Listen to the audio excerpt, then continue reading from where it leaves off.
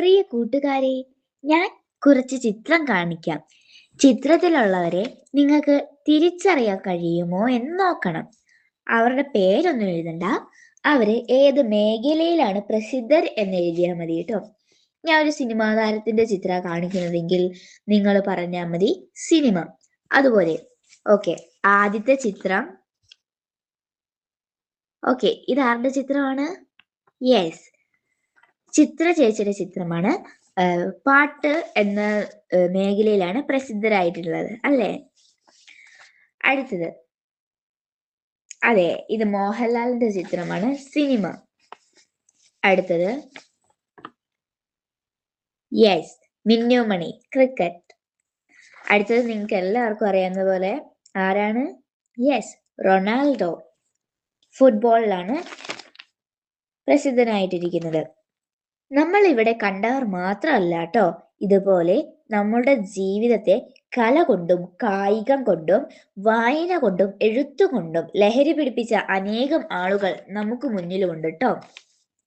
ലഹരി എന്ന് കേൾക്കുമ്പോൾ മദ്യം, കഞ്ചാവ്, മയക്കുമരുന്ന് തുടങ്ങിയവയാണെന്ന് നാം ചിന്തിക്കുക.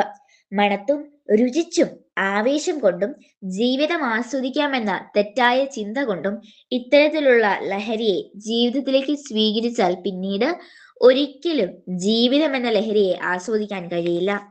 നമ്മുടെ ലഹരി നമ്മുടെ ജീവിതമാകണം. കഷ്ടത അനുഭവിക്കുന്നവർ പഠിച്ച് ഉന്നത വിജയം നേടി ജീവിതം എന്ന ലഹരിയെ മോടി പിടിപ്പിക്കണം. നല്ല എഴുത്തും നല്ല വായനയും കൃഷിയും കളിയും പാട്ടും ചിരിയും ഡാൻസും എല്ലാം ജീവിത ലഹരിയാണ്. ഇത് പരമാവധി ആസ്വദിക്കാനും നമ്മുടെ ചുറ്റുപാടുമുള്ളവർക്ക് വെളിച്ചമേകാനും കഴിയുന്നവരായി നാം ഓരോരുത്തരും മാറണം. മിഠായികളിൽ പോലും പതിയിരിക്കുന്ന ലഹരിയെ കണ്ടെത്താൻ, അവയെ വലിച്ചെറിയാൻ നമുക്ക് കഴിയണം. നമ്മുടെ കൂട്ടുകാർ തെറ്റായ ലഹരിക്ക് പിന്നാലെ പോയാൽ അവരെ ജീവിതമെന്ന അടിപൊളി ലഹരിയിലേക്ക് തിരിച്ചു കൊണ്ടുവരാനും നാം ആദ്യം പരിചയപ്പെട്ടതുപോലുള്ള അനേകം ആളുകളെ പോലെ ഇഷ്ടവിനോദത്തെ ലഹരിയാക്കി മാറ്റാനും നമുക്ക് കഴിയണം. നമുക്ക് പ്രതിജ്ഞയെടുക്കാം. എല്ലാവരും എഴുന്നേറ്റ് നിന്ന് കൈ നീട്ടൂ ട്ടോ. എൻ്റെ ജീവിതം എൻ്റെ ലഹരി. എൻ്റെ ജീവിതം എനിക്കും നാടിനും നാട്ടുകാർക്കും മാതൃകയാക്കാൻ ഞാൻ ശ്രമിക്കും. നുണഞ്ഞും പതപ്പിച്ചും ആസ്വദിക്കുന്ന ലഹരിയെ ഞാൻ വെറുക്കുന്നു.